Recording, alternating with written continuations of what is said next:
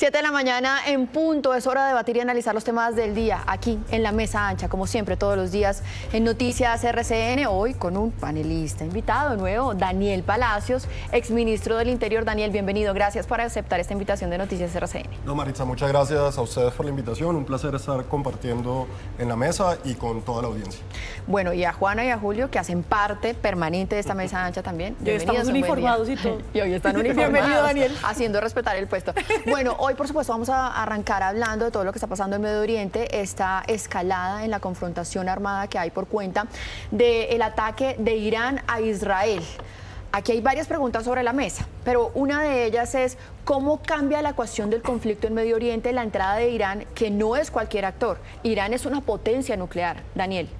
Bueno, hay que recordar que ya es la segunda vez que Irán ataca de manera indiscriminada a Israel con misiles balísticos, lo que representan un peligro inminente e indiscriminado para la población en Israel. Yo creo que muchas veces, por la capacidad militar de Israel, del escudo antimisiles, de ese escudo antibalístico que tiene Israel, a veces se trata de minimizar el impacto. Pero hay que pensar que más de 200 misiles balísticos fueron disparados a Israel y eso podría haber tenido una tragedia sin precedentes. Y aunque no hay para muertos, Israel. sí alcanzaron a impactar algunas infraestructuras allí Claro, en Israel. y si no fuera por la tecnología que tiene Israel, el apoyo de Estados Unidos, eso podría haber sido una tragedia sin precedentes para Israel. Ahora bien, la pregunta es, ¿cómo va a responder Israel? Hay mucha presión en Israel, mucha presión política para el primer ministro Netanyahu de dar una respuesta contundente. Ya se le han dado unos golpes muy importantes a Hamas y a Hezbollah, como vimos eliminando al líder de esa organización terrorista, y en este momento la gran pregunta será, ¿aprovechará este momento la oportunidad de Israel para atacar las capacidades de desarrollo del programa nuclear de Irán para poder realmente limitar ese desarrollo? Muchos dicen, y muchos analistas internacionales hablan de que Irán está a un año más o menos de tener una capacidad nuclear. ¿Será este el momento en el que Israel aprovechará para hacer ese ataque? ¿Hasta dónde llegará la respuesta de Israel? Pero estamos seguros de que la respuesta va a ser contundente por parte de Israel a ese ataque cobarde e indiscriminado por parte de Irán. Ya vamos a ese punto, porque otro tema en discusión es si Israel puede con tantos frentes de batalla, ¿no? Entonces, Hamas, Líbano, Irán. Juana y Julio. No solo esos frentes de batalla, o sea, en este momento la apuesta de Israel, digamos, y los riesgos que asumió en este conflicto, en esta guerra, son sumamente altos. Entonces, tenemos el frente también con los Houthis en el Yemen, que empezaron los bombardeos y los ataques en el Yemen hace un par de días. Tenemos Hezbollah y el conflicto y la inserción, además, por tierra en el Líbano, más tenemos el frente de Hamas en Palestina. Entonces son diferentes frentes bastante distintos y bastante diversos, porque no es lo mismo meterse a bombardear el Yemen que a bombardear el Líbano. El Líbano es un país del Medio Oriente que tiene relaciones extremadamente fuertes con países occidentales como Francia, como Alemania y como el Reino Unido, que tienen relaciones e intercambios no solamente políticos, sino culturales, y relaciones que trascienden también las décadas y los siglos, ¿no?, de intercambios en muchos frentes. Ahora, entra Irán, que era un poco la expectativa que había. ¿Cómo va a reaccionar Irán frente al asesinato de uno de los líderes de Hezbollah, y una persona que además subieron las banderas negras y el duelo en toda la nación iraní frente a esto? ¿Cómo iba a reaccionar? Entonces, la reacción de ayer de Irán le abre también una puerta otra vez a Israel de tener el apoyo de las grandes potencias occidentales, que era algo que había empezado a perder con el ataque al Líbano.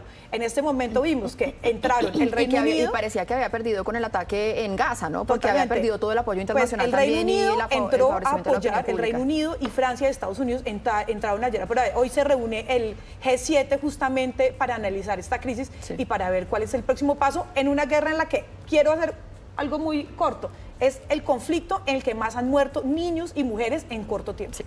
Julio. Creo que un poco sorprendido Israel. La idea era escalar para desescalar, es decir, intimidar con potencia de fuego y potencia de la inteligencia israelí a los enemigos de Israel para que dieran un paso atrás. No ocurre, Irán da un paso al frente.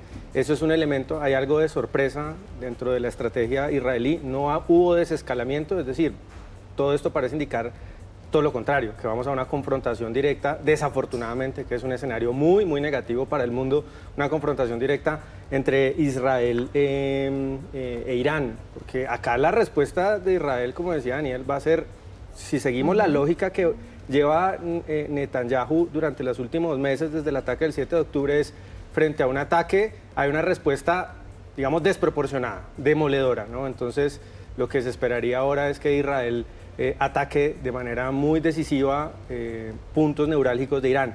Y hay varias cosas. Irán, a diferencia de Israel, es una economía subdesarrollada en términos de diversificación.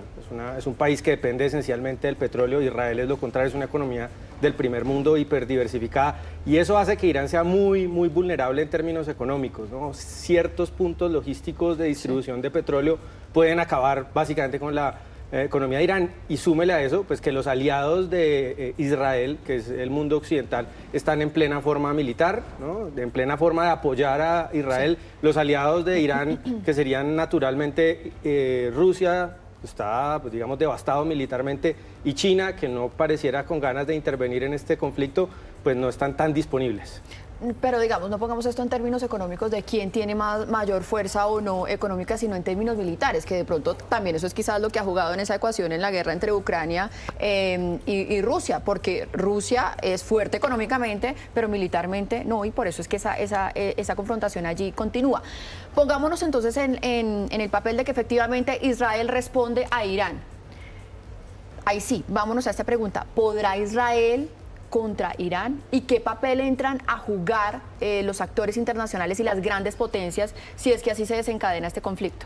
Mira, sin duda alguna, Estados Unidos y las grandes potencias tratarán de que la respuesta de Israel, si existe esa respuesta, sea la respuesta más mesurada, más quirúrgica posible, en donde genere la menos posibilidad de que el conflicto siga escalando. Ahora, yo retomo lo que mencionaban ahorita, el ataque de Irán es un ataque que no se esperaba dentro de lo que se estaba tratando de hacer, que era desescalar. La acción de Israel frente al liderazgo de Hezbollah fue una acción que se denomina no una invasión, sino una acción quirúrgica, un bombardeo estratégico para eliminar a una figura en particular. Y aquí es donde volvemos a la pregunta.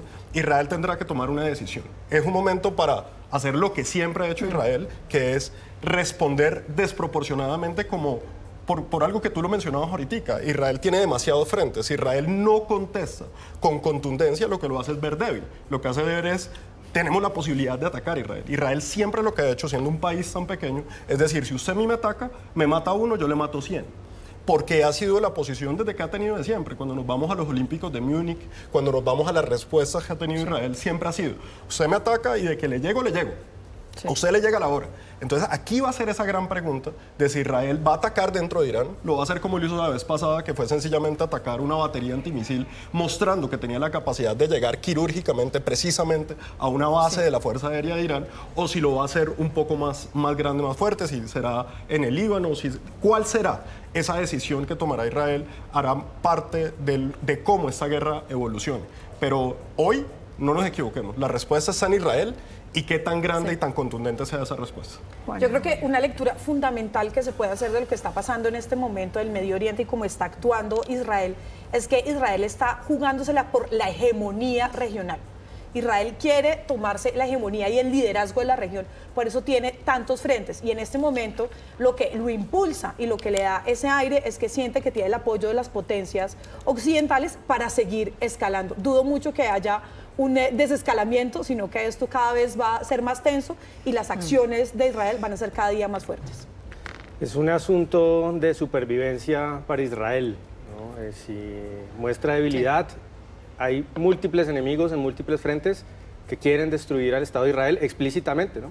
Así lo ha dicho Hamas, así lo ha dicho Hezbollah, y estados enemigos de Israel como Irán quieren destruir el Estado de Israel. Entonces es un asunto de supervivencia, pero no nos olvidemos que no solamente es uno de los ejércitos tecnológicamente, no de los más grandes en número de efectivos, pero tecnológicamente es quizá al lado del de Estados Unidos el ejército más avanzado del mundo y con una inteligencia, con unas capacidades operativas, pues realmente de James Bond, de película. Eso no se había visto, yo creería, en la historia de la humanidad lo que pasó en las 2 últimas semanas en términos de operaciones de inteligencia. Sí.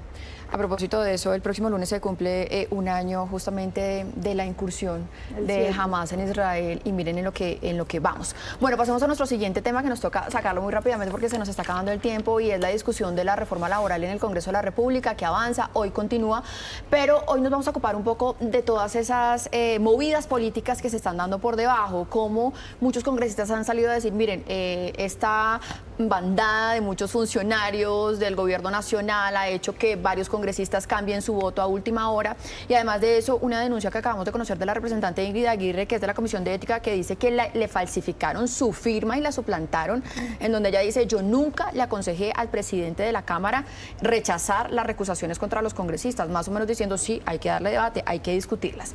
Juana.